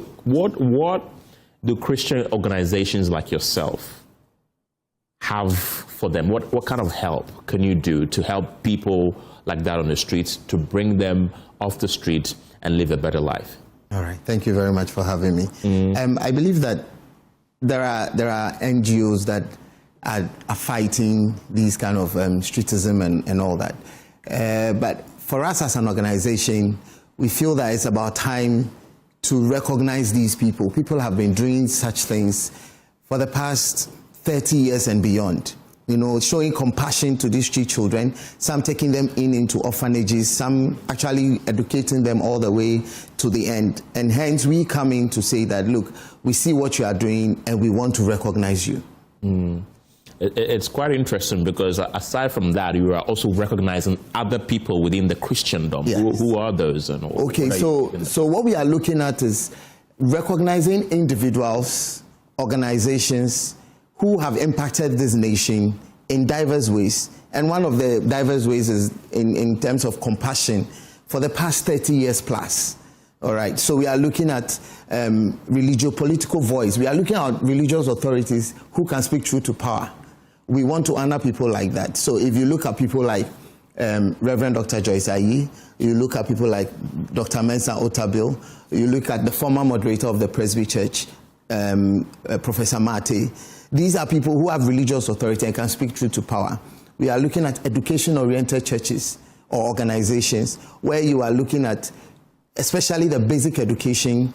Most of these churches, the Orthodox churches, you can say, most of us went to these MA, CA, LA, the Catholic church schools, the Anglican schools, RC and the rest. Yes, we are looking at health-oriented organizations and churches. Some of these churches, the Catholic Church is doing very well when it comes to health. Pentecost is trying very hard to modernize health in the country. So we are looking at various categories for the period of 30 years and above that they have made so much impact. We are not looking at awarding them, because for awards, when you talk about awards, it's for a performance. That's why you can say 2024 Best Artist, and that is where it ends. But when you say Anna, it's cumulative. You've done it over and over again. There's sustainability and there's consistency. So how do honors like this within the Christian community shape society? Of what benefit is it? Well, it's true. For us, what we are looking at is these people have, or these people and organizations. One example is the Red Cross Society.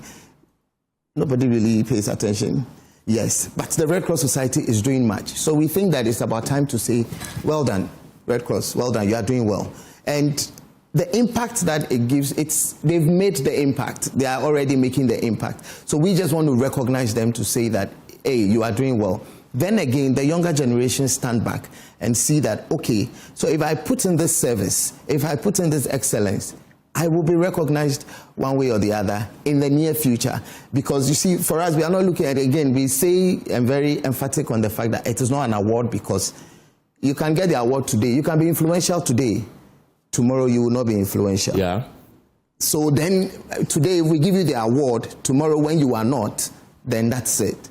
But for us to honor you for being, let's say, religio-political voice, which I like to, or influential personality, what we are saying is that we've recognized your long-term contribution and impact in society. And these categories will not appear again next year should we be doing this event. Because if I give the influential personality to, let's say, Archbishop Duncan Williams in the Christendom for the past 30, 40, 50 years, if I give it to him, next year, who am I giving it to again? There shouldn't be anybody, because he's done it for 50 years. Right. The next one should come after 30 years. After he has been honored, you get it. But if I can do influential personality every year, then that's an award I'm giving you. And we are looking at it from biblical terms, where Bible says that give honor to whom honor is due. And we should not forget to honor our leaders in the Lord. Not long ago, we've seen religious people come under public scrutiny. I don't know if you've seen the video where the woman... Yeah. I saw it yesterday. Got up and told the pastor. I was so happy about it. Her mind. And in fact, I was on the side of the pastor until I saw what the pastor said, which triggered that. Exactly. Do you think these kind of comments by men and women of God, shakes people's faith? That, I mean, even if the people going to church are doing this, why should I go? No, it does. It does. I mean, everything we do as people is based on faith, right? We have the religious faith, we have economic faith. I can just wake up and say, today I'm going to make 10,000. I don't have to add any in the name of Jesus or anything. I call it economic faith. Then there are those who have the religious faith. So sometimes the comments these leaders also make, definitely, we grew up looking up to these people. So and we also believe, most of us believe that the Osofo is the mouthpiece of God. Or he's the bridge, but already there's a bridge, so you should be able to understand some of these things and believe in yourself. And again, yesterday when I watched it, I realized that the woman is not the type that says that whatever the Osofo says is right. She has also read the Bible. She has understood what the Bible says. And she's looking at the practicality of it. Because I am here in the church paying welfare, paying tithe. You also, I'm not sure whether you are paying or not, because I am a member, so I wouldn't know what is happening here. And then when there's supposed to be a benefit, I do not get the benefit. But of course, Osofo always gets the benefit, So again, sometimes the comments made by these men, we must understand that the congregation is also growing. If you look at it, the church is changing. A lot of things are changing. People are questioning authority now, so far as faith is concerned. I want to pick your final thoughts, your final words in 30 seconds, so that we wrap up this conversation. Your final words. Yeah. So again, like I'm saying, we have the Christian Annex coming up on Saturday at the Kempinski Hotel, where we are honoring Christian men and women who have made so much impact in the lives of the citizenry, and then we have also made impact in the life of the nation as a whole at the Kempinski Hotel at 4 p.m. So we look forward to seeing almost everybody there. Thank you very much for coming. Thank you very much for having me. Months after devastating floods displaced hundreds of families in the North Tongu district of the Volta region, many victims remain trapped in overcrowded and unsafe temporary shelters, grappling with worsening living conditions and growing health risks. A visit by Joy News to affected communities, including Mepe, Bato and surrounding areas, reveals a deepening humanitarian crisis as displaced residents struggle daily to survive with limited access to basic necessities. While government, through the National Disaster Management Organization and other partners, continues to provide support, authorities say efforts are underway to ensure that all affected families are resettled into permanent and decent accommodation. Ivy Setoji has more in today's Climate Evidence.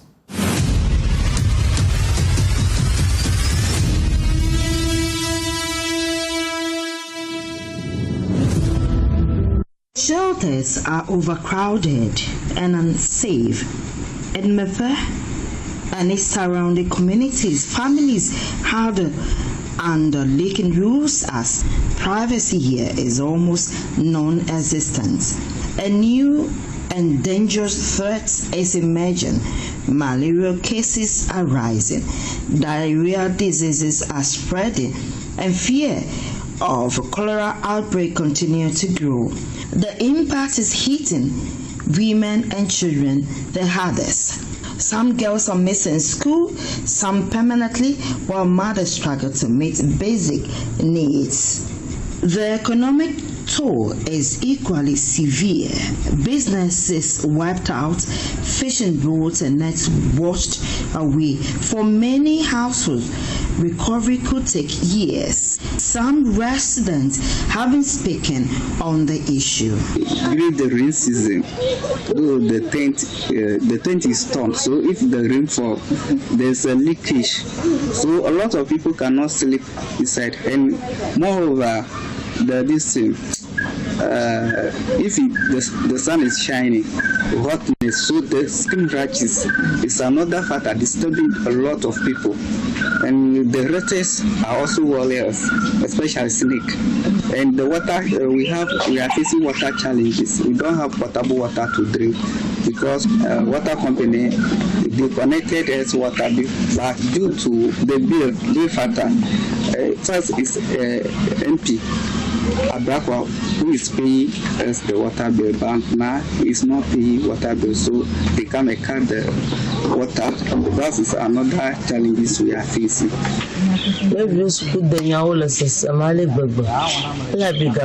The situation regarding my children's education has become deeply concerning due to our financial difficulties. We are currently unable to adequately support their schooling, which has affected their academic performance and regular attendance. As a result of these challenges, their studies have not been effective and they are struggling with their examination.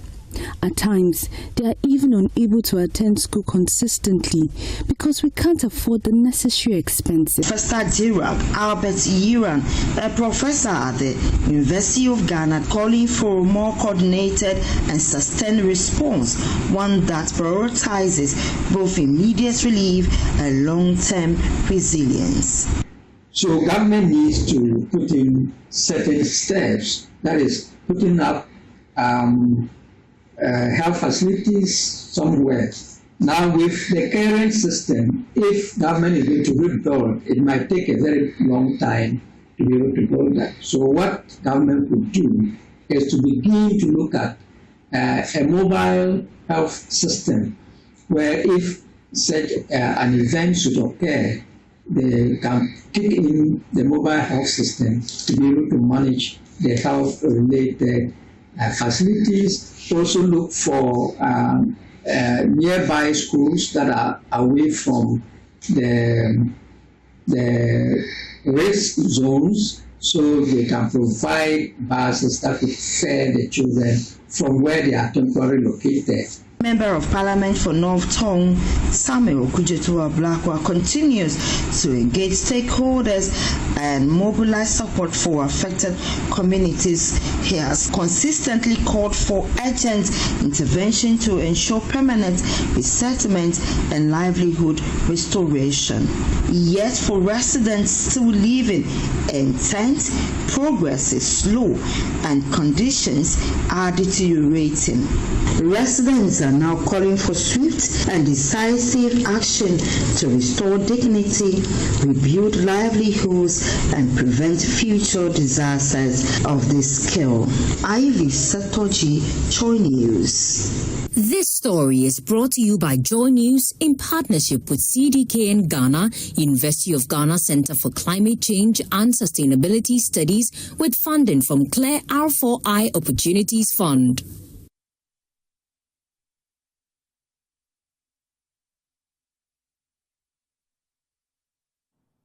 Thank you very much for watching The Pulse this afternoon. For more news, you can log on to myjoyonline.com. There you have it. Our top story this hour says OSP needs Attorney General's nod to prosecute, says the Majority Chief Whip, who made that pronouncement on The Pulse a while ago.